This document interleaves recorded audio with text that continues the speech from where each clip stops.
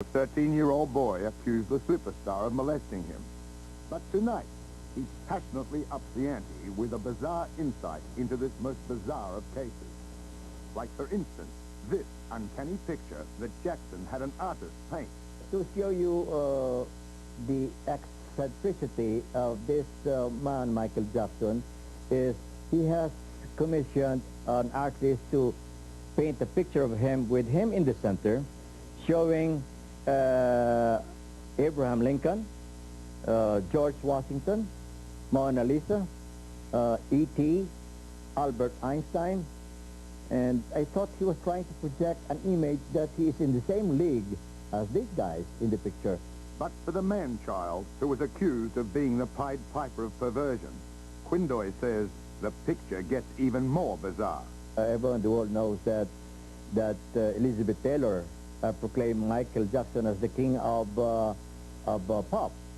I think he's the king of hype instead, because he bought himself a king's crown, you know, with jewels and rubies, and I think it's worth like $280,000, $300,000. It sits in the center of his memorabilia room. I know the memorabilia room because I built it myself for Michael Jackson. I put all his tour jackets there, his tour jewelry, and in the center is the crown.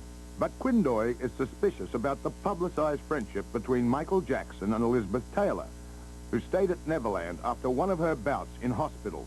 I don't know if you'll believe me, and neither does the world, but I think that the relationship between Michael Jackson and Elizabeth Taylor is pure farce. It's they're using each other to promote each other, and I'm really surprised how Elizabeth Taylor went out of her way to, you know, give more support to Michael. But otherwise, when Elizabeth Taylor was there was like, she was there over 2 weeks. There was only one time that they had dinner together. It's not what Quindoy thinks. It's what he says he saw in the 2 years that he and his wife worked for Jackson. From the rec room, you can look down towards the jacuzzi, and I was looking out after checking, you know, the rec room, whether the maids have closed the, you know, blocked the doors and the windows, and I was just checking. And I happened to look out, and there I saw Michael with this kid, whom I will identify as boy number 1, you know, and I saw them kissing, you know, in the mouth. And I saw Michael holding this kid and putting his hand inside the undergarment of the kid. And I thought to myself, what the heck is that hand doing there? And I was so embarrassed, I turned back, sat on the sofa for a while, and I looked out again, and I saw what they were doing. This happened for about, probably about a minute and a half, and I decided to get down and get out from the back door, and I went to my apartment. I told my wife, hey, what I have just seen. And this confirmed our worst suspicions about Michael Jackson. And from Neverland, as Quindoy drove Jackson and a young boy to Santa Barbara, the suspicions were allegedly then confirmed even more. I'd look back and I'd see him, you know, fondling the kid, kissing him all around the face, and holding him around his thighs. Now, on the face of it, Michael Jackson is a philanthropist.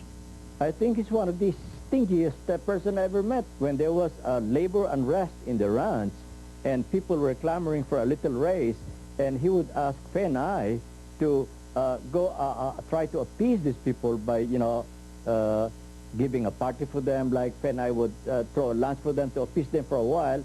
But then, when he could not hold on any longer to appease these people and to solve the labor unrest of the ranch, then he gave them a raise worth 26 cents an hour. How would Michael Jackson choose his children friends? First qualifications, you have to be white. Yes. So far as we know, there's never been a black kid involved during our time. He loves white kids. This thing about his whiteness, what's that all about? He claimed that he was suffering from a skin disorder, which is in fact called by medical science as vitiligo. That is not true at all, because I researched vitiligo myself. And you're supposed to have, one who is a victim of vitiligo is supposed to have white patches all around his body, but not, you know, you're not completely white as you are right now. And besides, I know him to be white because he wants to be white because he is bleaching himself, and I know this to be a fact. When we first got employed the ranch, at that time he was brownish, you know, he was like a mulatto. He was beautiful at the time, but probably the medicine, the treatment, overreacted, and he's now as white as white. Once again, everybody has to be reminded that Michael Jackson hasn't been charged with a single thing. But if tomorrow's deposition goes as scheduled, the superstar is in for a rough ride. From Manila, Maureen, back to you. Thanks, Steve. And Steve will have more from the Quindoys tomorrow. A look at that when we come back. Rose.